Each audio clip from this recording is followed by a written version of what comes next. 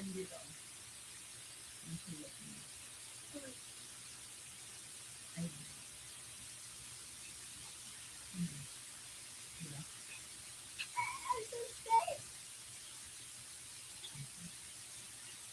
was down, my dreams were wearing thin. When you're lost, where do you begin? Ay, ito na pala, nakago na tayo. 20 minutes. Good morning, good morning, good morning, good morning, good morning. Ay, di good noon pala. Good noon, good noon, good noon. Good noon! Come here, come here, come here, come here. Come here, come here, come here. Merry Christmas. Tell them Merry Christmas. Merry Christmas. I am at school, Nina. I am at school. You're in the school. Yes, Nina. Okay. Okay, ito po yung ating pag-usapan sa ngayon ay nalulungkot lamang po ako bago ko siguro magano. I just want to tell you, pwede po kayong umorder kung gusto niyo kung may pera kayo. Kasi lang napansin ko po, malungkot talaga yung unang araw na simbang gabi. So, kung order kayo sa inaanak ko dyan sa 8227 Arcadio Santos Avenue sa Sukat, sa San Isidro, Parañaque, sa Tiyuk Paing. Salamat naman kay Attorney Abad at kumain kayo sa Tiyuk Paing. O, pwede kayo kumain dyan direkta. May mga sandwiches doon na kung ibang mga kwan.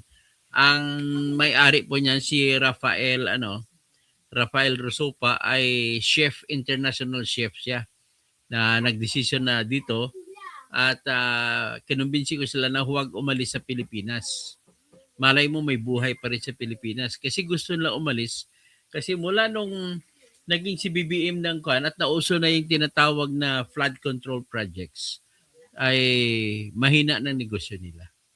So, be that as it may, what is important for us to see, yung simbang gabi po, unang araw na simbang gabi, sa simbahan kung saan ako, I just wanna tell where the church is, Catholic Church. Ay, siyempre, Katoliko lang naman simbang gabi. Ay, punong-puno po ang simbahan kung saan ako simbahan nagsimba. Siguro lalo na sa Antipolo, punong-puno. Bumabaha. Kahit ilang masses sa Antipolo kasi talagang shrine yan eh. So in a way, what happened really was, lahat po ng mukha, nakikita ko sa lahat sa loob. Pumuisto po ako sa unahan ng simbahan, malapit sa altar, at ako po ay nakatayo kasi walang maupuan, punong-puno. Ang nakita ko sa mga mukha ng mga nagsisimba ng mga Katoliko, puro lungkot. Puro lungkot. Wala man lang ako nakitang isa na nakangiti. Alam ko sa loob ng utak nila, sa isipan nila, ay nagdadasal sila na sana ay may milagro sa Pasko. Yung unang araw kagabi, sabi nga ng pare, sa karanasan niya sa buhay bilang pari, lagi na yan, paulit-ulit ang kasaysayan ng simbahan ng Katoliko. Unang araw, punong-puno yung simbahan. Tapos, unti-unti mababawas. Hanggat sa pagdating sa ikasyam na araw. So, the 24th ay 24th of December. Ay ano na. Wala na kukunti ng mga tao nagsisimba, simbang gabi. Ina-attribute ng pare yon sa yung mga Pilipino ay gano'n naman daw talaga, walang, kulang sa commitment, no? So kung kulang sa commitment, hindi ka talaga tutuloy. Pero ang kaisa-isang napansin ko doon, yung pare lang na nagbibigay ng sermon, ang masaya, ang nakangiti. Lahat po ay hindi nakangiti. Ngayon, isa pa rin sa napansin ko, Cassandra Daisy. Pagkatapos ng simba, ay lumabas na yung mga Katoliko. Dati po, mga last year, kung may mga pera pa, paglabas, yung mga kainan sa harap ng simbahan, na may Jollibee, KFC, Starbucks at iba pa, ay punong-puno. Lahat ng mga churchgoers, pag pumunta, ay kumakain doon. Tapos dati, pag lumabas, marami doon mga tricycle, piyesta mga tricycle, sumasakay sa tricycle mga nagsisimba. Pero napansin ko, mas marami ng dihamak ang naglalakad. So tinipid na lang nila kahit ng mga 30 pesos lang o 50 pesos lang bayad sa tricycle, ay hindi na nila ginasta. So iyan po ang problema. So sino ang ating sisihin dito? Wala naman iba dapat tayo sisihin ang nagpapatakbo sa pamahalaan. Ang nagpapatakbo po sa pamahalaan, sila po ang nagkukontrol sa pagtakbo ng ekonomiya ng bansa. So, sa pagpatakbo ng ekonomiya ng bansa, ang hari na sinimulan ng presidente na si BBM, ang siyang nagdidikta sa mga mag-import, mag-export, siya magdidikta kung paano yung mga subsidies. So lahat, ang mga buwis, patong ng patong sila sa buwis ngayon. Ang dami ng buwis na pinapatong ngayon. Nang mula nang pumasok din si Recto na yan, ng Batanggenyo na Siraulo, ay pakapatong na naman siyang buwis. Akalain mo, siya naman nag-isip ng buwis. Dati wala pong buwis ang magdeposito ka sa bangko, ay hindi na kinukunan ng buwis ang pagdeposito sa bangko sapagkat kasama yan sa diskarte sa ekonomiya ng mga dating mga namumuno na kailangan wag nating buwisan yung mga taong nagdideposito sa bangko. Kasi bakit? Kailangan po kasi ang mga deposito sa bangko, iipunin ng bangko. Mga bangko, iipunin nila ang mga deposito at ipapautang sa mga negosyante. So para mayroong makukunan ang negosyante ng pera na magagamit lang sa pagpatakbo, pagtutuloy na tatakbo o magbubukas ng bagong negosyo. Yan po ang kaisipan niya na una. So, pangalawang kaisipan na una, ang mga bangko po natin na lokal ay dyan po umuutang ang pamahalaan natin kung kailangan ng pamahalaan natin ng pera pang sweldo sa mga lahat ng kawani sa buong Pilipinas, lahat ng mga opisina kagastusan, mga bond papers, lahat-lahat ng mga gasolina kailanganin, diyan po nagsimula ang sa mga bangko na siyang laking tulong sa gobyerno. Bakit? Ito dapat nyo maintindihan. Sa pagsagawa po ng budget ng Pilipinas, paano gagastusin ang kasusunod na taon, ay ang tanong, saan ba kumukuha ng pera ang pamahalaan para ipangbayad sa sweldo ng mga tao, mga teachers, mga pulis, mga sundalo, mga kawani ng mga pamahalaan natin kahit saan-saan, sa Supreme Court natin, sa mga korte, sa mga fiscal's office, sa barangay, sa munisipyo, sa probinsya, lahat-lahat po, saan ba kumukuha? E di sa kita sa buwis. Sa kita sa buwis at saka sa mga fees na binabayaran. Halimbawa, ikaw ay mag-apply ng bagong kopya ng titulo, babayad ka ngayon sa Registry of Deeds. Parang ganun, mga fees ang tawag dyan. Pag ikaw ay hingi ng certificate sa SALN, bibigyan ka ng ombudsman, pero magbabayad ka sa ombudsman. Lahat ng certified copies na hingiin mo, magbabayad ka.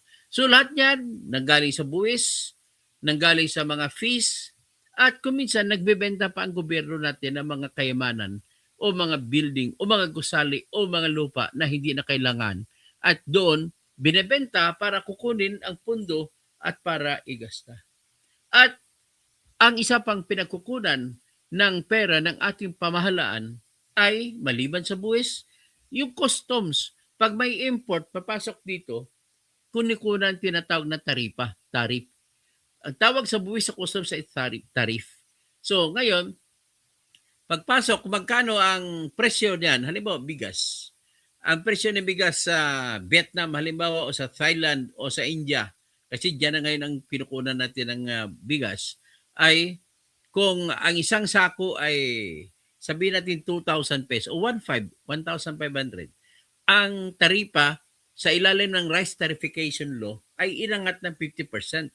So, ibig sabihin ng 50% ay kalahati ng 750 pesos. So, walang limit, kahit ilang sako ang import mo, basta magbabayad ka lang ng taripa. Inangat na nila. So, ngayon, inamyendahan yung tariff law at binigyan ng kapangyarihan ng presidente na pwedeng babaan. So, sa ating sitwasyon, binababaan ng presidente, ang katwiran nila ay para bumaba ang presyo ng bigas. Pero nungka, ang katotohanan niyan, hindi timing ang pagbababa ng presyo ng taripa. Kasi sino ba ang kumikita pag bumababa ang presyo ng taripa? Pag bumababa kasi ang presyo ng taripa hanggang 15%. So kung 15%, what is 15% of 1,500? That is 225 pesos. To 225 dahil sa 1,000 to a 15% is 150 pesos. Tapos ang 500 pesos yung 15% nun is 75 pesos. So i-add mo, maging 225 pesos sa isang sako. Yan ang import nila. Dadamihan lang import yan. Ang nag-import yan, ang may control dyan, si Lisa Araneta Marcos. Kasi ang kapatid niya na si Martin Araneta kasama si Michael Ma na Chinese, ang opisina nila ay kung saan ang opisina ng Marcos Ochoa Serapio Tan Law Office. Diyan din ang opisina nila. So, ibig sabihin, itong Marcos Ochoa Serapio Tan Law Office, nakalaban na po namin yan. Nakalaban ko na yan sa kaso. 2 beses kami nagharap sa korte. 2 beses din sila tinalo. Yan ang mga law firm ni Lisa Araneta Marcos. So, ngayon, ang gagawin nila, sila rin ang nag-aabogado nito kay Martin Araneta at saka kay Michael Ma. So, ibig sabihin, lahat ng smuggling ay control ni Lisa Araneta Marcos. Naalala nyo ba, nung pagpasok pala ni Bongbong bilang presidente, biglang nagka-problema sa asukal na nag-import na 300,000 metric tons. Yun, trabaho nila ni Lisa Araneta Marcos yan. Sila tinanggal pa nga si Vic Rodriguez dan kasi pinapalabas nila na si Vic Rodriguez ang nag-aproba ng import.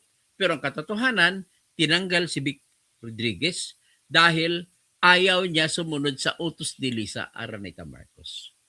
Yan po ang katotohanan. So ngayon, dito proceed tayo. Ito ngayon ang mangyayari, ang pest. Kung ganun po ang sitwasyon natin, paano na ngayon ang negosyo sa Pilipinas? Marami po ako nakikan, marami na pong report sa bawat bayan. Sa Metro Manila lang, huwag na tayo lumayo, huwag na tayo dumako sa probinsya. Kasi kung matindi kung ano sitwasyon sa Metro Manila, mas matindi po na di hamak, mahirap ang nangyayari sa mga probinsya natin. Sa Metro Manila po, sa Parañaque lang, Manila, nagpipila yung nagpapasara ng kanilang maliliit na negosyo. Kasi kung hindi ka magsasara at hindi mo isampa ang pagsasara, patuloy kang sisingilin ng buwis na kahit hindi na tumatakbo ang negosyo mo. Kaya para hindi ka masingil ng buwis, magsasampa ang mga negosyante na maliliit ng closure of business. Napakarami ng closure of business. Kasi walang hindi kumikita. May isa kaming kaibigan na mayroong negosyo dyan sa loob ng SM. Ang negosyo nila, huwag ko na banggitin kung anong klaseng negosyo, pero year in and year out, for the past several years. Yung pag-December po, kaya po may mga promo-promo ang mga malls pagdating December. Kasi iyan ang isa sa pinakamalaking buwan na kinikita ng mga negosyante sa loob ng mall. So isang kaibigan ko ito, they were targeting to earn at least 1 million pesos na sales. Ang nangyari, wala pang 200,000 ang sales na sa buong December. So bawasan mo pa dyan, yung bayad mo sa upa sa SM, bayad mo sa mga empleyado mo. So halos wala or break even. Maganda na kung break even. So kung ganon, ang suspetsa nila, itong kaibigan ko, kasi ang normal na customer nila, kilala nila. So one of the successes nila ay ina-attribute nila sa katotohanan na yung pilit nilang kinikilala ng personal kung sino-sino ang mga customer nila. So, kinikilala ng mga customer nila halos lahat, almost 100% ay puro mga OFW. So, ngayon kung OFW, bakit ngayon wala na? Ibig sabihin po, nagtipid, hindi nagpadala ng pera ang mga OFW sa kanilang mga pamilya. O kung nagpadala man, maliit lang. Yan po nakikita. So, these are indicators kung bakit ang problema natin sa gobyerno ay dapat palitan na. Dapat arestuhin na natin ang problema natin. Ang problema is always blame to the man at the top. Sino bang man at the top? Si BBM. O, number one, bakit natin siya sisisihin? Kasi, unang-una, siya ang pumipirma ng lahat ng batas na magbibigay insentibo sa mga negosyo, na magbibigay insentibo na para mga malilit na negosyo ay makautang na mas mababang interest at para maisimula, isusugal nilang kanilang kapital para magnegosyo. Ngayon, marami po ang hindi sumusugal na magnegosyo because of the environment. Bakit? Alam naman natin na pera ay napupunta lamang dun sa mga contractors, congressman at mga contractors at napupunta sa mga politiko. Kaya pinakamalaking politiko na puntahan ng pera natin ay si BBM. 2 billion pesos kada buwan na binibigay ni Saldico sa kanya. Tapos, kasama na dyan si Romualdez. Maliban dyan, naikwento na rin ni Saldico na may 100 billion pesos pa na proyekto na pinapasingit ni BBM. Maliban pa sa 2 billion a month. Saan ba ginagamit ang 2 billion a month? Bakit sobra-sobra naman yan? Ito ba ginamit sa pagbibigay ng suhol sa mga ICC judges para ikasuhan tuloy si Duterte? Pwede. Kasi kahit anong linis ng mga judges niya yan, kapag binigyan na ng Trillanes ng 1 billion, bababagong isip nila. Sigurado ko yan. Tapos, makita mo ang isang ebidensya na napunta talaga sa kanilang pera. Ito, kare-report lang, kabibili lamang ng isang napakagarang apartment sa Ritz Tower sa New York City. Kabibili lamang na kailan si Romualdez. Ang nadiscover ay pinakita ang mga dokumento ni Natasha Gonzales, na dating reporter ng Rappler, at ito pa graduate siya sa Yale University. Pinakita niyang dokumento na may isang taong bumili. Biro mo liha, bumili ng apartment. Ang halaga niya sa dolyares ay $2.4 million. Apartment. Ang style kasi ng Ritz Tower, mga apartment yan, kung ilang floors. Sa $2.4 million ay niregalo lang, donated, libre, binigay sa pangalan ng Estate of Cocoy Romualdez. Pangalan ng patatay ni Martin na namatay na. Kapatid ni Imelda Marcos. Pinangalan doon, biro mo, sino bang tao magbibigay sa iyo ng apartment na $2.4 million? Ang ibig lang sabihin doon, si Martin Romualdez doon ang bumili, ang totoong bumili noon. At ibinigay sa tinatawag na Estate of Cocoy Romualdez. Ganun po yan. Siyempre, wala namang tatanggap doon. Ngayon, kung nasa estate na, ano ang mangyari? Bakit hindi niya pipangalan sa kanyang direkta? Kasi kung ipangalan niya sa kanyang direkta, hahabulin ngayon ng kaso. Para hindi mahabol ng kaso, nilagay niya sa pangalan ng iba. Ginawa niya rin dito sa Dover, Massachusetts. May property naman dyan sila ni Romualdez. Binenta niya ng $1 sa AMI Incorporated. Pag tinignan mo, sino ba yung bumubuo ng AMI Incorporated? Sila rin. Kasama na dyan yung classmate niya at fraternity brother niya na si Andrew Casino. Si attorney Andrew Casino na abogado doon sa Amerika. Graduate din sila sa UP. Magkasama sila. Siya ang gumawa ng paraan para madiskarte. Siya rin, si Andrew Casino rin, ang abogado na nagpoproseso dito sa pagbili ng apartment at pagbigay ng sasabing apartment na binili papunta doon sa estate of tatay ni Martin Romualdez. Paki-research nga kung anong pangalan ng tatay ni Martin Romualdez. Si Cocoy Romualdez. Tapos, kung gano'n ang pangyayari, iyan po ang ebidensya na talagang nagnanakaw ang mga ito magpipinsan. Dangerous talaga kapag ang House Speaker at saka President ay magkukutsaba, ubos. Lalo na kung kakutsaba pa ng Senate President. Dito that time, sa katotohanan na meron ding proyekto si Chis Escudero bilang President ng Senate at si Grace po pinakamataas na insertion sa kanyang time sa insertion sa budget sa 2025. Carlos Benjamin. Carlos Benjamin Orestes Trinidad or Cocoy Romualdez. Yan po ang tatay niya. So ngayon, sa Amerika kasi, pwede kang ang diskarte dyan kahit sa Pilipinas para may pera kang itatago mo na hindi makukuha sa'yo, ipangalan mo sa ibang tao. Halimbawa ako, Toto Kausing, Toto Tirador, gagawa lang ako papel. Gagawa ko ng declaration, notaryado. Sabihin ko, I'm creating Toto Tirador Estate Trust. Trust naman ang gamitin ko, hindi estate. Trust. So kung trust na pangalan trust, lahat ng kinita ko ibibigay ko sa trust. Hindi na mahahabol ng criminal cases. So, kasi ibang personalidad ng trust. Ganon din ang estate, iba din personalidad ng estate. So ganon po ang nangyayari sa atin. Ngayon, uunahin pa ba natin? Ito pa'y kumikita kayo na matindi. Hanggang ngayon gusto nyo kikitay. Tingnan mo naman nangyayari ngayon sa awayan. Buti nga ngayon, pasalamat tayo at nagkaroon ng live stream. Naglalabanan ang House of Representatives at saka Senado. Ang gusto ng Senado, 3 issue ang pinaglalabanan sa budget. Unang issue, papayag ba ang Senado sa maipip? Ano ba yung maipip? Pangalawang issue, papayag ba ang Senado sa farm-to-market roads? Pangatlong issue, pinakamatinding issue, yung budget ng DPWH. Papayag bang Senado na ibalik ang tinanggal nila na 54 billion para sa proyekto sa DPWH? Yan ang 3 issue. So, pasalamat tayo at naging live stream at meron tayong senador, lahat sila nagkaisa.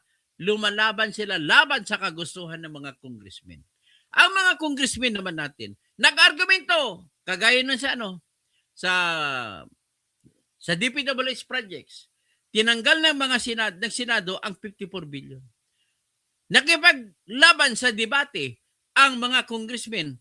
Kasama din si Jose Alvarez ng Palawan. Kasama diyan si Rufus Rodriguez ng Cagayan de Oro. Kasama diyan si Albert Garcia ng Bataan. Si Swansing ng Nueva Ecija. Kasama din diyan matunog na magkipaglaban. Siyempre si Buji. Okay, anong gusto nila mangyari? Na ibalik yung 54 billion na binawas ng Senado. Ang katwiran nila, ito pala, nakita natin, may insertion pala bawat congressman. Nag-insert at least in the average of more than 1 billion pesos na proyekto na DPWH kada isa. So, kung 1 billion, pinaglalaban nila na huwag bawasan ang mga budget para sa mga proyekto nila. Kasi ang gusto nila ay sa totoong kwento na buhay para kumuha na naman sila ng SOP. Ang gusto naman ng Senado sa pangunguna ni Win Gatchalian, sa sinusuportahan ni Amy Marcos, sinusuportahan ni Loren Legarda, sinusuportahan din ni Erwin Tulfo, ni Kiko Pangilinan, at sinusuportahan din ng iba pang mga senador, pati si Ping Lacson, ay gusto nila huwag ibalik yung 54 billion na tinanggal nila sa budget sa DPWH. Mula 640 billion, binawasan ng Senate na 640, 54 plus 10, 50.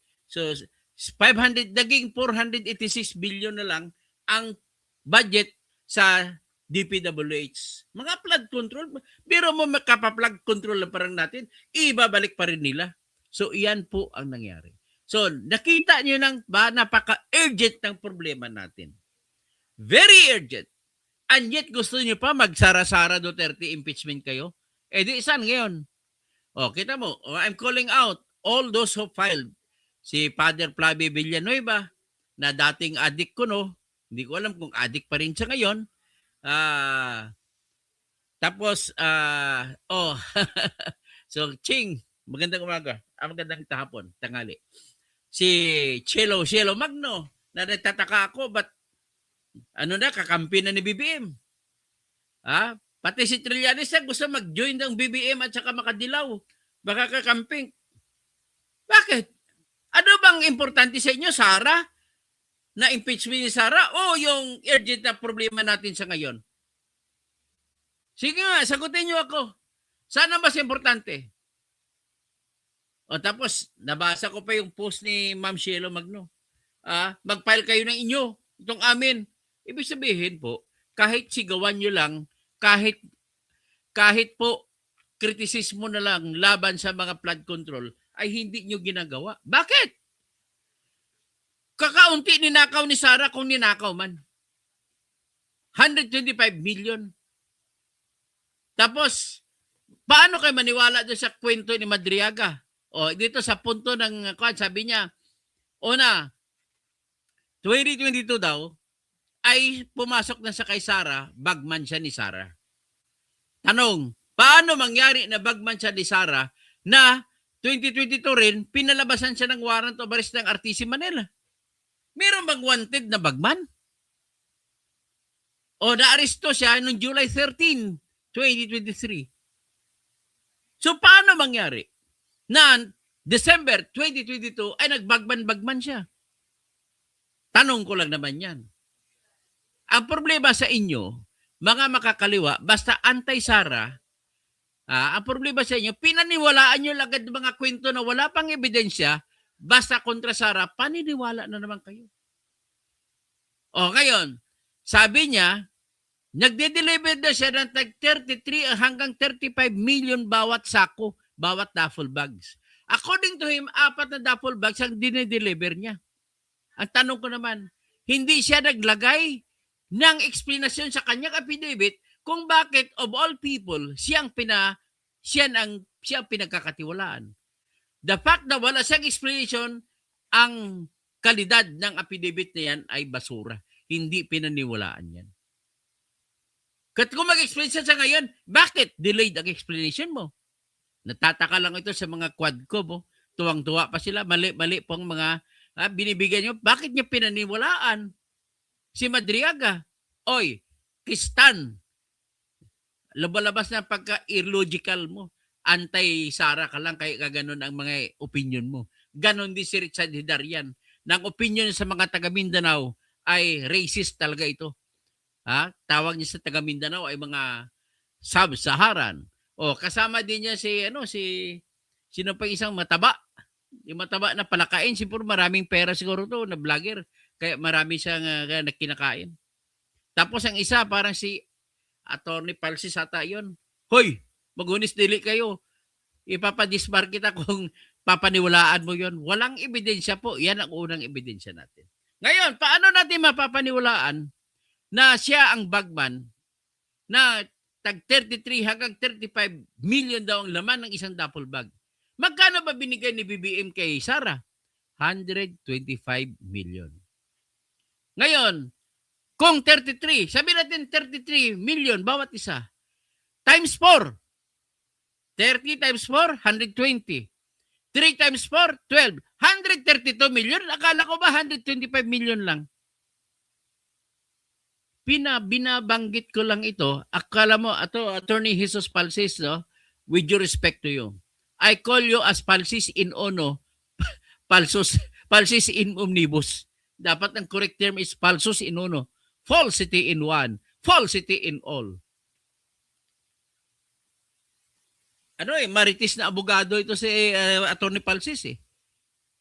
But dapat, abogado ka, dapat sanay ka, bawat salita mo, bibigyan mo ng ebidensya. Wala kang hawak na ebidensya. Kayo mga dilawan ay kakampi ni BBM. Kasi ang dilawan sa ngayon, piling nila, hindi sila mananalo sa 2028. Ang gusto nila, diskarte para manalo sila, makipagkutsaba sila sa kay BBM. Yan po ang ginagawa ng mga dilawan, pati mga pink. May narinig ka ba sa kanila na bumaba? Tingnan mo si Insurrecto, binabanatan ba si Kwan? Binabanatan ba si BBM? Hindi. Si Duterte lang binabanatan yan kahit kunti, kahit kwento na walang ebidensya. Kagaya rin kay Vlad. Yung Vlad Casteran din, binabanatan kahit walang ebidensya. Pero mo maniniwala siya sa kwento ni Trillanes na nagbabayad si Duterte ng 150 million a month kay Kaufman? Hindi ubos siya. Kung totoo ba yan, hindi ka kasi vlog nagre-research eh. Huwag kayong maniwala sa kwento ni Trillanes. Number one, sinungaling yan. Na hindi pa ba kayo doon natauhan sa kwento niya sa Bikoy? Kayo magkaroon sa Bikoy 2, dito kay Madriaga, kanyang binuo yan. Magiging fair naman kayo sa ebidensya, Mr. Hidarian, Mr. Kristan. Mr. ano din ang pangalan no? Nakalimutan ko yung pangalan nitong isang mataba. Tsaka si Attorney Palses. Attorney, you have that first obligation to rely. Do not speak if you have no evidence. Ang ginagawa mo, naniniwala kayo sa kwento ni Madriaga? Oy, sinasabi ko, pangalawang punto na yan. Bakit hindi niya in-explain? Alam mo naman yan, Attorney Palses, sa batas ng ebidensya, that anything that is not explained or any delay in making an explanation in order for you to explain why it should be considered as true is presumed to be not true. Lahat ng explanation para maging true, dapat ilagay mo ang explanation at the earliest possible time na kailanganin. Mark Gamboa, Mark Gamboa pala. Itong Mark Gamboa, ito na pataba, napakabubo mo naman magsalita. Lahat ng mga opinion nyo, kabubuhan. Si Hidarian akala piling matalino. Akala naman piling matalino si Kristan. Ay, mga bubo talaga kayo. Anong ginagawa lang, alam ko matalino kayo, pero pinapalabas niyong bubo kayo kasi gusto nilang tirahin si Sara. Kahit wala na kayong ebidensya, tira kayo ng tira. Hindi naman si Sara importante. Importante dito, yung corruption matitigil. Ano bang corruption? Ngayon, ito pupuntuhin ko na para malaman ninyo na hindi importante, mamamatay lamang kayo ng dilat ang mata pag ipinopursige ninyong impeachment or plunder laban kay Sara. Bakit? Ito po yung batas. Unang batas, makinig kayo. Lahat ng mga abogado, sa Attorney Recto, makinig din kayo. Ang isang impeachable officer ay matatanggal mo lang sa pwesto sa dahilan ng impeachment. At kung gagamit ka ng impeachment na proseso, dapat meron kang rason. Rason na tatawagin nating grounds. Treason, pagtatraidor sa inang bayan. Yan ang unang rason. Pangalawang rason, betrayal of public trust. Tinraidor mo ang tiwala ng taong bayan na bumuto sa iyo. Number 3, high crimes. Ano bang high crimes na ginawa ni Sara? Analyze natin mamaya. Bribery. Ano bang bribery na ginawa ni Sara kung meron man? Malversation. Paano ba nag-malverse sa confidential fund? Tapos sabi nyo, nung pagsigaw-sigaw niya, ay sedition, committing the crime of sedition. Nung sigaw siya na ganito, kung ako ipapatay ni BBM, nagkausap ko na isang tao na papatay sa kanila kung ako'y mamamatay. Krimen ba yun? Where is your criminal law? Attorney Palses? Attorney Dino De Leon, graduate ka pa ng UP. Si Attorney Barry Guevara, graduate kayo ng UP. Mga professor pa kayo ng UP. Paano nagiging grave threat na sinasabi niyo grave threat? Yung sinasabi ni Sara, kapag ako'y pinapatay, ay mayroon ng papatay sa kanila. Kumausap na ako ng isang tao na papatay sa kay BBM, kay Lisa Marcos, at saka kay Romualdez kung ako'y patayin. Kung ako'y patayin. Sabi nila, it is a threat done on a condition. Basahin nyo nga muna maigi ang criminal law on threat. Grave threat. Ang threat na tinutukoy niyang ganito parang hold up. Pag hindi ba ko i-appoint, papatayin kita. Yan. Ngayon, kung pera ang hinanap, pag hindi ba ko bigyan ng tao, hold up yan. Pero threat ripening into robbery. Yan ang threat na may kondisyon. Hindi yung, ibig sabihin ng condition, that condition which is not within the power of the victim to perform. Kagaya ng threat, papatayin kita kung hindi mo ako papalakpakan na magtatalumpati ako. Kung hindi siya papatayin. May choice ba ang biktima na tinatakot? Wala. Kasi ang choice nasa papatay.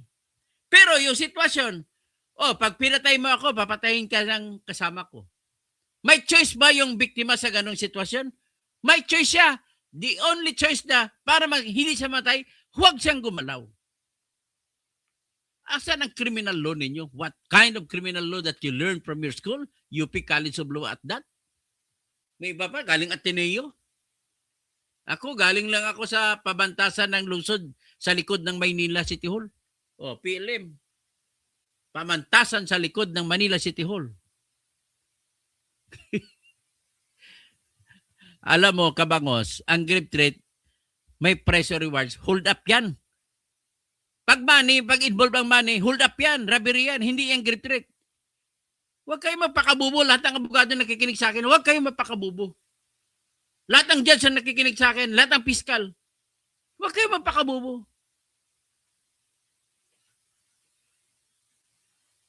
Di ba? Let us stick to the law. Ang problema na po sa atin dito sa bahay natin, one thing that makes this Philippines a country of thieves ay yung mga interpretasyon ng mga bubong abogado na sinusunod. Let us be fair. Kung mga abogado kayo, let us be fair. You are an agent of change. Change from bad to good. Kayo, mas gusto ko nga lahat ng tao ay abogado para lahat po ay believers in law. Kasi ang pinaka-ultimate dream ng lahat ay rule of law. Lahat ay sumusunod sa batas. Yung pagsunod lamang sa batas ng lahat ng mayaman, lahat na matatapang ay sapat na para mabigyan ng proteksyon ang lahat ng mahihirap at lahat ng mga mahihina. So ngayon, bakit yung pagpatuloy pa yung impeachment nyo kay Sara? Wala na yan. Okay, ang pinag-usapan natin kanina yung grave threat na ginagawa ninyo ngayon na sedition. Sedition. Sinabi ko na nga, hindi crime yun eh. At siguro naman, naniniwala ang mga hindi abogado sa akin na tama ang aking pagpapaliwanag kung ano ang grave threat na krimen at ano ang threat na hindi krimen. Tawag dyan self-defense eh. That is also self-defense. Oy, wag mo patayin yung mga yan. Kasi pag pinatay mong yan, ubos ang pamilya mo. That is not grave threat. So, ano na ngayon? So, kung ganon, dapat matututo kayo kung ano ang tama sa batas. Okay? So, on that point, yung unang point ninyo sa impeachment ninyo, tumba na. Huwag nyo nang ulitin yan. Magsasayang lamang kayo ng oras. Ang importante na kalaban din si BBM. Dinanakawan na kayo. I-discuss natin isa-isa. Na-discuss ko ng una, yung grave threat, na wala kayong makukuha, mahinita doon para magiging ground ng impeachment. Number 2 ground.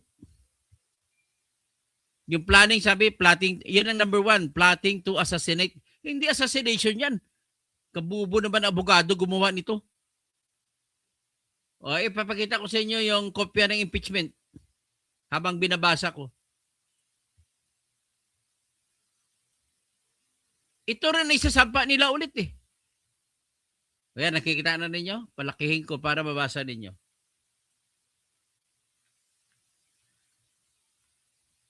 Yan, di ba? Yan ang unang ground nila. They accuse Sara of plotting to kill BBM. Sinasabi ko nga, hindi nga plotting to kill yan eh. It is only a warning that if they kill Sara, ay papatayin din sila. That is not a crime. Okay? Next. Anong sunod nila na ground? Tingnan natin. Ito, number 2. Respondent, si Sara Duterte daw betrayed the public trust and are committed graft and corruption. Hindi pa nga sila sigurado kung ano nangyari. Betrayal ba ng public trust o graft and corruption? Hindi ka na, pag hindi nyo alam, ibig sabihin, hindi totoo ang inyong akusasyon. Neither of the accusation is true. Misuse daw ng pundo at malversation sa confidential fund. Pag-usapan natin. Ano ba yung confidential fund? Ang akusasyon ninyo, number 1 problem ninyo kung bakit dapat hindi na ituloy. Number 1 problem ninyo, nagbigay na po ng unqualified opinion ang COA para sa lahat ng pagkagastos sa Office of the Vice President ay unconditionally good. Kung specifically, kung pag-usapan natin ang confidential fund, ibig sabihin, ang burden of proof na sa inyo, mga inday. Ha? Silo Magno. Sabihin mo kay husband mo, kay Attorney Gatmaitan, nasa inyo ang burden of proof. Ngayon, paano niyo patunayan na binulsa nga ni Sara ang confidential fund? Kahit sabihin natin 125 in 11 days. Pag sinabi mo, pantay-pantay ang paggagastos sa bawat araw, nagkaroon ng 11,333,333 pesos ang gastos sa bawat araw. Ang tanong, sapat ba yan para sabihin mo na nagnakaw siya? At ipares mo sa katotohanan na ang mga intelligence officers na sila ni Colonel Dennis Nolasco at saka si Colonel Raymond Lachica ay nag-certify na yon ay binigay kay kay Mary Grace Piatos? Sapat ba yan? Dapat ninyong tandaan, kayo mga nakikinig sa akin na kontra Sara at pabor kay Sara, dapat ninyong tandaan na ang pinag-usapan natin ay confidential fund, intelligence fund. At dapat ninyong malaman kung hindi nyo alam. At dapat huwag kayong magpakabobo sa mga kwento na mga tarantado na ang confidential fund ay ibinibigay sapagkat ang impormasyon na hinahanap ay hindi mo makukuha sa regular, sa normal na transaksyon na pakiusapan. Example, matanong ko kayo, ano ang dahilan bakit nalaman na mga Special Action Force kung saan nandun si Marwan, yung number 1 bomber sa Asia? At bakit nandun sa Mamasa si Marwan at pinuntahan ng SAP? Paano natuntun ng SAP? Imposible mo malalaman yan kung walang confidential fund or intelligence fund.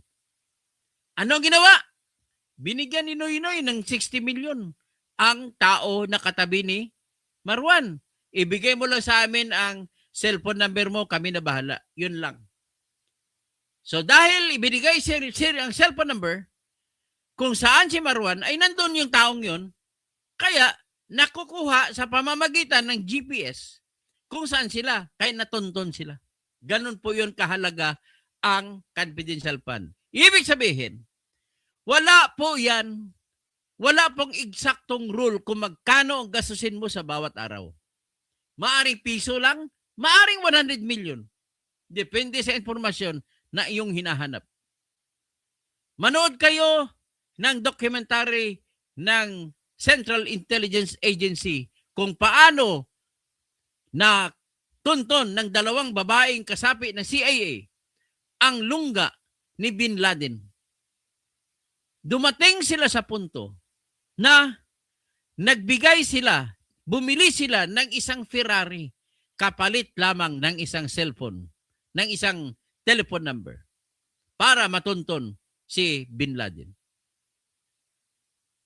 Yan, naintindihan niyo kung paano gumasta? Ibig po sabihin, walang walang hard and fast rule kung paano gagastusin ang intelligence fund para makakuha ng impormasyon.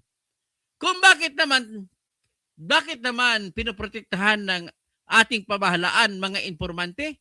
Sapagkat kung hindi mo protektahan yan, wala na magbibigay ng impormasyon, mamamatay din sila pag sinabi mo ang pangalan nila. So, naintindihan na ninyo? So, ngayon, ibig sabihin, paano nila papatunayan? Ang mapapatunayan lamang nila kung ipagpatuloy pa nila ang impeachment complaint na ito. Ang mapatunayan lang nila na mga resibo ay puro mga fake names. Hanggang doon lang. Hindi naman ninyo mapapatunayan kung saan napunta ang pera. At tandaan ninyo, ang burden of proof na sa inyo. Paano patunayan na kay Sara na bulsa napunta yung pera? Gagamitin niyo si Madriaga? Ang sinasabi ko, paano magiging bagman si Madriaga kung siya may warrant of arrest? Tingnan ninyo. Sa nasabi ni Madriaga sa kanyang affidavit na 2022 hanggang 2023 ay ikaw ang bagman ni Sara Duterte. Paano nga mangyari? May warrant of arrest ka nga eh. Ibig sabihin, kung may warrant of arrest ka, hindi ka pwede magpapakita kay Colonel Nolasco. Huling ka ni Colonel Nolasco.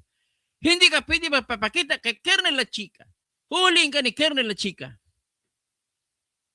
Kinidnap po kasi si Mark at saka William Lu na negosyante na Pinoy na field Chinese sa Tondo. Kidnapper na. Huwag mo sabihin na hindi ikaw nangidnap. Bakit? Unang-unang problema mo, Mr. Madriaga, alam ko nakikinig siya sa akin ngayon. Ang pangalan niya sa Facebook, Palag ni Ramad. Oy, kayo dyan, warden ng Tagig. Mapaparusahan kayo kung isusumbong ko kayo bakit nagkakaroon ng Facebook page si Madriaga. Yung Palag ni Ramad, sa kanya yan. Nagko-comment pa sa akin. Bawal kaya yan. Tapos, ginagamit mo noon yung ramadriaga.cst na Facebook page na tinanggal mo na ngayon para hindi ka mahalata. So, paano kayo magiging bagman ni Sara Duterte kung ikaw ay na-convict sa pangingidnap noong 1997? Sinintensyan ka ng RTC sa salang kidnapping at ang sentensya sa iyo ay kamatayan, death sentence. Ngayon, nakakulong ka noong 1997. Tapos, naipalaya ka ng Supreme Court nitong Abril 2003. Kasi, ang nangyari ay kulang ang ebidensya ng piskal. So, napalaya ka noong 2003. Paano nangyari na si Ramil Madriaga ay nagtrabaho noong 2001 sa National Security Council na nasa kulungan ka pa ng bilibid? Grabe ah. Diluloko mo yung mga tao. Sino gumawa ng drama niya? Si Trillanes? O, para makita ninyo, ang sinasabi ko, ebidensya, ipapakita ko sa inyo ang affidavit mismo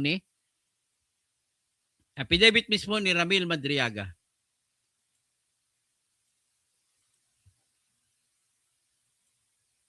Ayan, ang affidavit niya.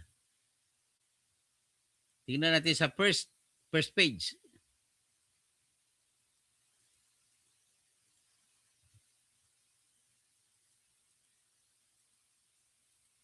Ayan, first page ng affidavit niya.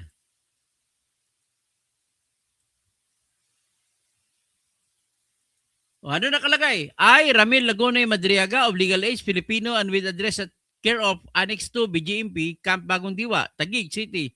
After having been duly sworn to in accordance with law, do hereby depose and state as follows.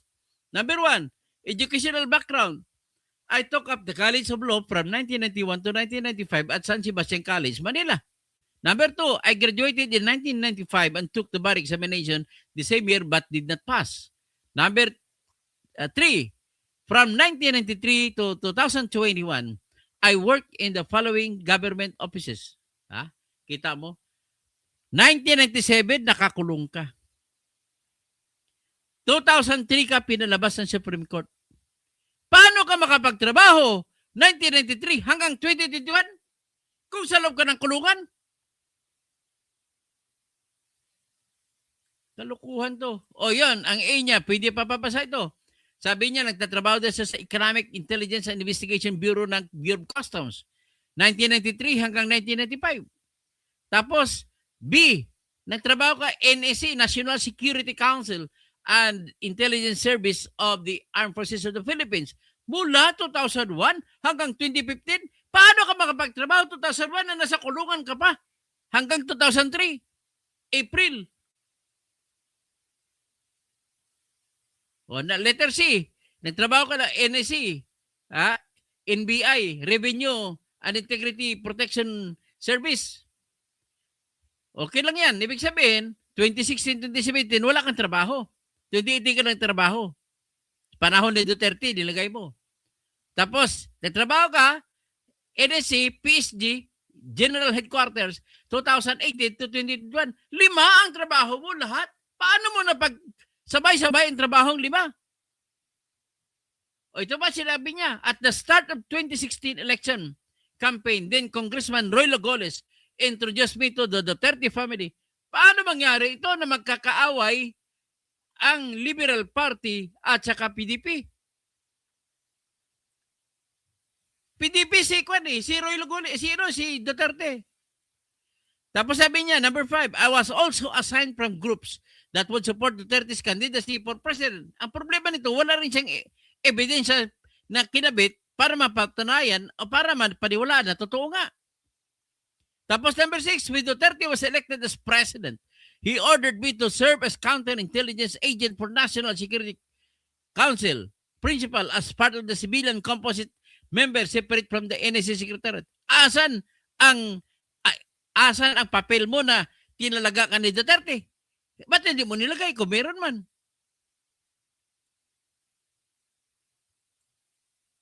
Tapos, number 7, during that time, tinutukoy niya panahon ni Duterte, I provided intelligence information for President Duterte's off-plan double barrel. Wala ka naman papel na pinakita na may binigay ka na informasyon o di kaya na tinalaga ka. O, number 8, sinabi mo, sometime in 2018, I was formally assigned by President Duterte to work for the Presidential Security Group in Malacanang to teach tactical driving and strategic transport courses. Paano natin paniwalaan niyo? Wala kang papel na binigay. Ito talaga to si Atty. Palsis. Bakit mo paniwalaan ito? Kayo, Kristan, bakit niyo paniwalaan ito? Ikaw, Richard Darian. Ikaw, High Saharan, kami Sub-Saharan. Bakit niyo paniwalaan ito? Ano ba kayo mga bobo? Walang ebidensya kinabit. Ikaw naman, Gamboa. O, number 3, sabi niya, work with Mayor and Vice President Sara Duterte. Sabi niya, number 9, it was also in 2018 that I was formally introduced by President Duterte to his daughter, Davao City Mayor Sara Duterte. I was likewise tasked to work for then Mayor Sara Duterte in intelligence gathering involving politics, law, and counterintelligence matters. O saan ang pruwiba mo? Asan ang papel mo? Kung ibigay mo lang pinaka-late na, hindi na paniwalaan niya kasi late na pagbigay mo. Tandaan nyo sa batas ng ebidensya, everything must be presented in the earliest time that it is presented. Otherwise, the delay will be construed as a fact that your statement will not be believed in. Number 10, sometime in 2019, I was instructed by then Mayor Sara Duterte to form a group to support her planned 2022 presidential candidacy. Paano magiging totoo ito? Pakipaliwanag mo. Paano magiging totoo ito na hindi naman siya tumakbong presidente? Tumakbo naman siya vice. Number 11, sabi ni Madriaga, in 2020, following the instructions of Mayor Sara Duterte, I formed Inday Sara Duterte is my president, together with her classmates at San Sebastian College of Law, where I also graduated in 1995. Paano mo mapapatunayan na totoo ito? Wala kang nilagay na papel. Number 12, we were able to register EC Pilipinas at the SEC with me as the national convener. Paano patunayan ito? Wala kang pinipresenta na papel. Wala kang pinipresenta na articles and bylaws. Number 13, when Mayor Sara Duterte won as Vice President, I was tasked to form the Vice Presidential Security and Protection Group, which was established primarily to provide security and intelligence work for VP Sara. It was during this period that I personally introduced and recommended Colonel Dennis Rosco. Pinapakita mo mga bubo ang Armed Forces of the Philippines? na ikaw bumuo nito. Opisyal na unit ito ng Armed Forces of the Philippines. At sabihin mo na ikaw nag-recommend kay Colonel Dennis Nolasco. Kung saan ba si Colonel Dennis Nolasco sa panahon na hindi pa si Sara ang Vice President? Di ba, sa ilalim sa PSG, sa ilalim ni Digong Duterte, ibig sabihin kilala na ni Digong yan sa kasakali. Number 14, Colonel Nolasco was one of my students in the Presidential Security Group. At the time, he was the commandant of the PSG training school. It was Colonel Nolasco who tapped the services of Colonel Raymond Dante La Chica. Paano ka mapaniwala? Wala kang papel na sinabi rito. Dapat may binigay ka man lang ng mga ebidensya. Number 15, from July 2022 to April 2023, I worked with Colonel Nolasco and Colonel La Chica. Our work involved tactical transport services, securing BP Sara and other VIPs, conveying highly confidential information, and transporting large amounts of money to several persons as instructed by BP Sara. Paano mangyari yan? Unang-una, 2022 may warrant of arrest na pinalabas ang RTC laban sa iyo. RTC Manila. Number 16, some of my work and information that I have personal knowledge are the following.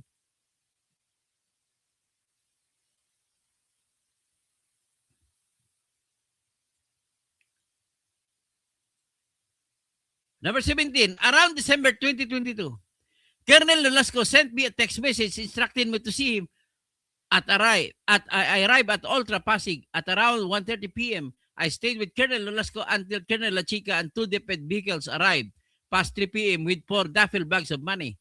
Duffel bags of money, sinabi niya, Colonel La Chica handed to me portions of that money amounting to around 33 million to 35 million per duffel bag. 125 million lang ang binigay ni Marcos sa kanya. Paano sumobra to 132 million? Sabi niya, 1 duffel bag of money was for a mayor in Laguna. Bakit hindi mo magitin ang pangalan ng mayor kung totoo man yan? Tapos sabi mo, I personally delivered it to a man in Cabuyao. Sino yung man? Ang laman ng pera mo, 33 million, ibigay mo na sa isang tao na hindi mo kilala? Next, 18.2, another duffel bag of money was delivered to a comedy bar owned and frequented by SSC Law alumni located in Timog area. When I arrived, I saw OVP, Office of the Vice President spokesperson, Reynold Bonsayak, former classmate of VP Sara. He signaled for me to go upstairs and leave the money at the office. Pwede ka bang pagpatatiwalaan gano'n na pera ang laman? Kung ako yun, si Bonsayak, pupunta ako sa iyo kung totoo man ito at kukunin ko direkta yung duffel bag. Bakit ka pagtiwala sa iyo yung 35 million o 33 million na laman? Wala kang ebidensya pinakita. So far, puro ka lang kwento dito. At ang kwento mo, puro general statement, hindi detalyado. Kapag hindi detalyado, hindi ito totoo. Tapos ito, 18.3, another duffel bag of money was left in the car. Anong car? Hindi mo mabibigay plate number ng kotse. Hindi mo mabibigay kung anong klaseng pangalan ng kotse. Hindi mo mabibigay kung saan ang specific saan parking place. Hindi po sinasabi. Another duffel bag of money was left in the car which I drove to the Ombudsman parking compound. When I arrived at the guard signaled me for me to park in a specific reserve spot. Bakit? Kilala ka na ba ng gwardiya at tinuro kung saan ka paparada? And I placed the case on top of the left front of the wheel. Pwede ba yan? Ikukunin ng ibang tao na alam mo na may lamang pera. Bakit ilagay ba ng susi? Letter B. Sabi niya, number 19, on another occasion, around the same period, I was handed a white bus by Colonel Nolasco which contained money amounting to roughly 80 million pesos. Colonel Nolasco instructed me to drive it to the parking lot of SM Megaball. Ang unang tanong ko, of all people, bakit sa'yo ipagkatiwala ni Colonel Nolasco? Kung totoo man ito. Tapos sabi mo, I followed his instruction, lock the car, place the case on top of the lift, and then somebody move it. Paano mo malalaban kung yung kukuha ng susi ay yung tao nga dapat patutungan ng pera?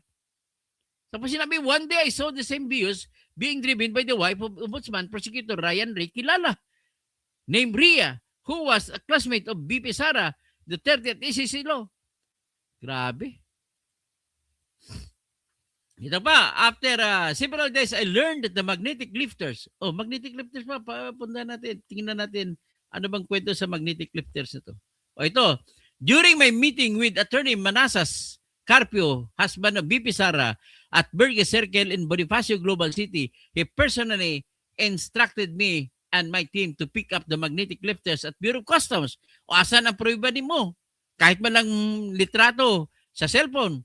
The original plan, however, was aborted because one of the President Duterte's men working as an intelligence officer tipped us off that the shipment was a hot item and that someone had their eye on the magnetic lifters containing tons of methamphetamine hydrochloride. Itong sinasabi ni yung nakakulong na customs intelligence officer. So, number 27, I met with Attorney Man Scarpio again at the same place in Burgess Circle and I informed him that the shipment was a hot item and was being monitored. He then told me to do what is necessary. We therefore decided to proceed with the usual process of taking it out and facilitate its release from customs under our monitoring. So, din yung sinasabi na si Mark Taguba ginamit nila daw. O, tapos dito naman, bibigyan natin ng pansin itong sinasabi niya sa number 23 sa affidavit niya. Sometime in January 2022, BP Sara instructed me through a phone call to pick up a Honda Civic containing cash near the Kislap warehouse and deliver it to Jordan Plains, Novaliches, Quezon City, specifically to the house of the Santiago family, which had the green gate and was located inside the gated deed. Asan ang pruweba nito? Pangalawa, paano nangyari na January 2022, nanalo si BP Sara pagka Vice President, May 9, 2022 na. Hindi pa siya, mayor pa siya noon. Tapos number 24, days later, BP Sara again instructed me to pick up another white Honda Civic containing cash and deliver. Naku, grabe. O, magnetic lifters niya, ano nangyari doon sa magnetic lifters niya? Wala rin po. Okay, sasabihin niya ngayon na nagbibigay siya doon kasi ginamit na si Mark Taguba. Ito. After several days, I learned that the magnetic lifters had been released from customs through the efforts of broker Mark Taguba. Oh, ito, mga kwentong ito, galing ito kay Trillanes. So, funding from Pogo operator, sabi niya. The funding for the Easy Pilipinas National Campaign 2021 to 2022, along with other parallel groups, came from Pogo operators. Sino ba mga Pogo operators? Kilalanin mo. Drug dealers. I was able to identify several of those individuals during my frequent asan? At the gate in Pampanga, Vertis North Mall and Seda Hotel in Quezon City and with the Grand Hyatt in BGC.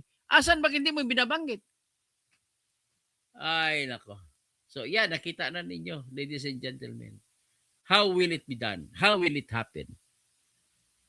Ayan, binasa ko isa-isa yung affidavit niya. So, paano pa ngayon ang basihan ninyo na mananalo ang impeachment ninyo laban kay Sara? Doon pala sa confidential fund, wala na. O saan pa? Ano pang iba? Ito pang ibang akusasyon.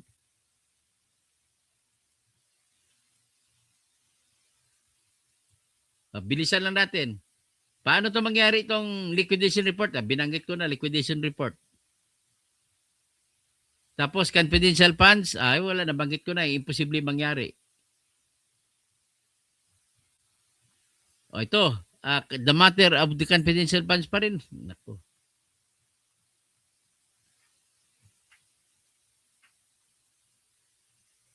Correspondence of the acts of resisting accountability. Ayun, yung hindi niya pag-attend sa Quadcom ay tiningnan nila na labag daw sa batas.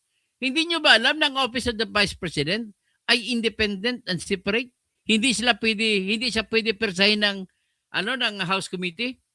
Kabubo naman sa inyo. Kaya hindi pwede maaaring maging parusahan si Inday kung dahil sa hindi siya dumalo sa hearing ng Quadcom.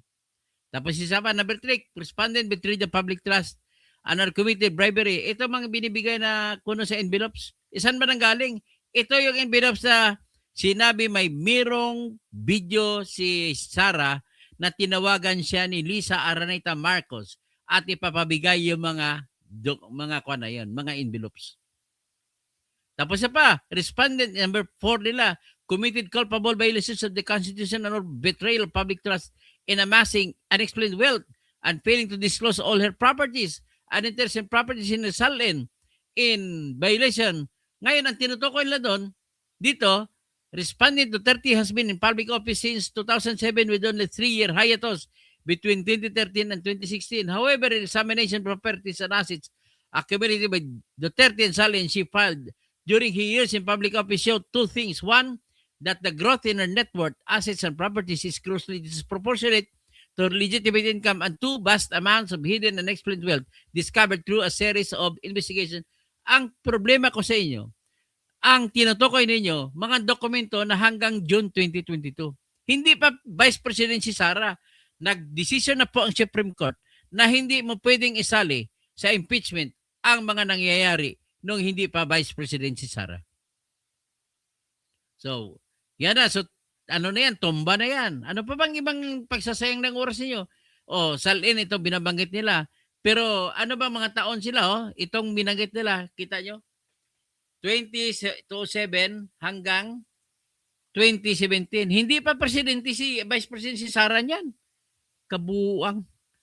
Ito naman, number 5, respondent committed other high crimes, including the high crime of murder and conspiracy to commit murder. Ino naman yung nagsalita si Sara na kung ako'y papatayin, may inutusan ako na papatay din sa kay BBM, kay Lisa, at saka kay Romualdez. Pinaliwanag ko na yan. Tapos Article 6, respondent by herself or in concert with others committed acts of political destabilization constituting at least a betrayal of public trust or capable violation of constitution and even the high crimes of sedition. At tinutukoy naman lang dito, yun yung nagsalita si Sara na kung ako ipapatay ay nag-utos na ako na papatay kay BBM at saka kay Lisa at saka kay Romualdez. Sinabi ko na, ulitin ko na, hindi po yun krimen. Kaya matutumba na naman yan. Ito naman, number 7, the last. The totality of respondents conducts as Vice President, including the commission of the foregoing acts, clearly display. Binuo nila lahat ng kinikwento natin kanina at yun daw, pag pinagsama-sama mo, ay ground na daw para ma-impeach si Sara. Betrayal of public trust daw. So, ladies and gentlemen, ayan, pinakita ko na. So, bahala na kayo. Ang ginagawa niyo, nanggigipit lang talaga kayo. Ang importante na issue natin, urgent, is matigil ang flood control na pagnanakaw. Pero ang ginagawa ni Sheila Magno, si Sara pa rin ng napatunayan na nga, wala kang ebidensya. Tanungin mo kay husband mo, kay Tony Gatmaitan, kung ano bang batas ng ebidensya. Di ba? Kainso, ay ano lang sa inyo na maayos, ng fair, hindi yung kwento lang kay kwento na marites. Kaharudin Kamar, alam ng Dilawan at Makamarcos na pag makabalik si Duterte, mahirapan sila. Yan naman katotohanan. Sabi naman ni Rena, salamat po. Tinawag ako incredibly brilliant lawyer. Salamat po. Ina-analyze ko lang base po sa aking karanasan bilang abogado. Bilang trial lawyer. Hindi po ako abogado de la mesa. Trial lawyer po ako. Kasi mas mataas na uri po mga trial lawyers kumpara sa mga abogado naglalamesa lang. Mga corporate lawyers, wala yan. Mga lamesa lang yan. Test G818, ano pa ba sinasabi ng kalbong ito? Ay, kalaban yun. Lucky said, you rip it. Ed, wag ka na kasing magmagaling at tumakbo ka muna. Ay, ano ito mga out of topic, out of ang tawag do illogical reactions. Salamat po. Assalamualaikum warahmatullahi wabarakatuh. Yan niya bahutot, Mr. Katindihan. Yes, he's an incredible, brilliant lawyer. Red flag po. Yan, attorney, walang politiko na pinapagkakatiwala sa malaking pera. Yun nga kahit sino kahit kapatid mo hindi pagkatiwalaan. Ganun lang kasimple. So, hindi na ko, ibabatiin ko lang muna si Cassandra, attorney, baka nabigyan ng pangsinghot. Tapos si Alan Mendez Tebelen, attorney, it is considered as an afterthought. Afterthought yun. Ibig sabihin, hindi, inisip, bago nyo lang kinwento sapagkat ipit na kayo. Okay, hanggang dyan lang muna at maraming salamat po. At least, intindihan nyo ang ipuntos ko. Unahin nyo munang urgent bago yung